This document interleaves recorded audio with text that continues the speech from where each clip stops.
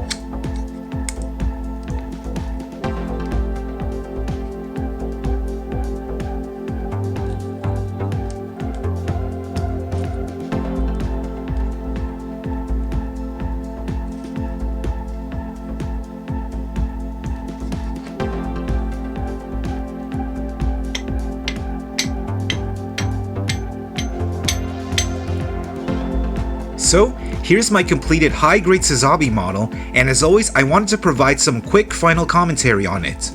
First thing to note is that this model is actually a bit older than I thought it was, being first released back in 2008. However, despite the age, this is still a good looking model. Also, the design and build is sturdy, and it also has decent articulation for a high-grade model. I only have one small issue with this model, and that is that some of the small grade joints which connect the limbs can be fussier to put in than I thought it would be. Perhaps it's the age of the model, or something specific to the Sazabi itself, but I didn't have issues like that when I did other high-grade models.